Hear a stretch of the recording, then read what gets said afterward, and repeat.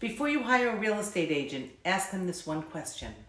What exactly is included in your marketing plan? And stay until the end, because I'm going to tell you the one thing I still see agents skipping on $700, $800, and even $900,000 homes. It may shock you. Most sellers focus almost entirely on price. They ask, what do you think my home is worth? And while that's obviously important, I would argue that an equally important question is, how are you going to get the right buyers to see it? Because pricing gets buyers interested, marketing gets buyers emotionally connected. When you're interviewing agents, don't settle for vague answers. Ask for specifics. Will there be professional photography? Video? What about drone footage, if it's appropriate and permitted? A floor plan with room dimensions? Social media advertising? Email campaigns? Open houses? Printed marketing materials? What exactly is included? The reality is that not all agents market homes the same way. Some have a very detailed strategy. Others simply put the home on the market, put a sign up, and hope for the best. And here's something many sellers don't realize. The buyer usually discovers your home online way before they ever schedule a showing. Long before they walk through the front door, they're scrolling through photos, watching videos, comparing properties, and deciding which homes are worth their time. That first impression matters. If the photos are poor, if the information is incomplete, or if the presentation doesn't stand out, you may lose potential buyers before they ever step foot inside. And marketing isn't just about checking boxes. It's about understanding the property and tailoring the strategy to fit it. A luxury property may benefit from cinematic video, drone footage, and targeted advertising to higher income buyers. A fixer-upper may need marketing that highlights potential and opportunity. A small starter home may require a completely different approach focused on affordability and lifestyle. Even location can influence the strategy. Here on Long Island, for example, if a property is located on a busy road, that may be a negative for some buyers. But someone moving from New York City may be completely comfortable with that environment because they're used to more traffic and activity.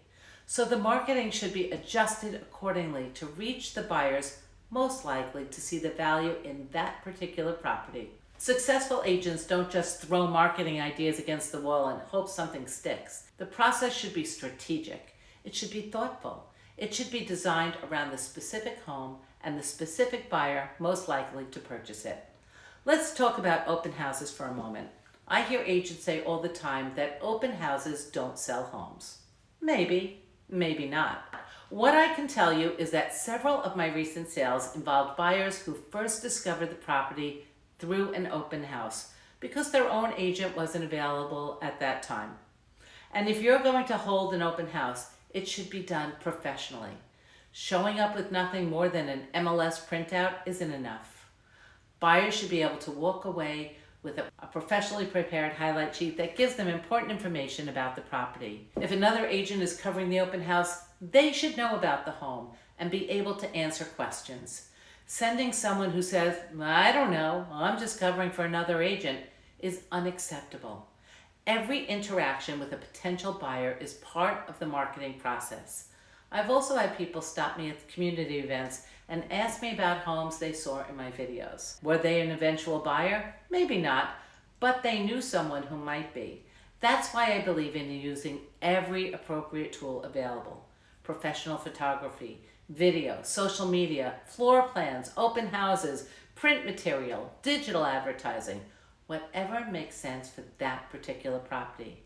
Because the truth is, we don't know exactly which piece of marketing is going to connect with the eventual buyer.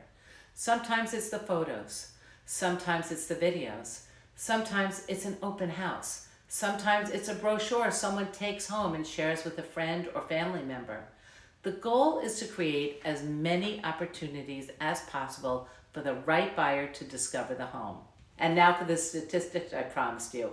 I still see homes in the $700,000, $800,000, and even $900,000 price range being marketed with cell phone photos. Think about that for a second. One of the largest assets most people will ever own is being marketed with the pictures taken on a phone. Now, granted, cell phones are much better than they were, but real estate photographer is something else. That's why when you're interviewing agents, don't just ask what they charge. Ask exactly what they're going to do to earn it. Ask what their marketing plan looks like.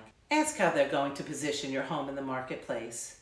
Because the difference between simply listing a home and strategically marketing a home can be significant. And if you want to learn more about buying, selling, or living on Long Island, be sure to check out some of my other videos. I'm Karen Roth from RE/MAX Integrity Leaders. I'll see you soon.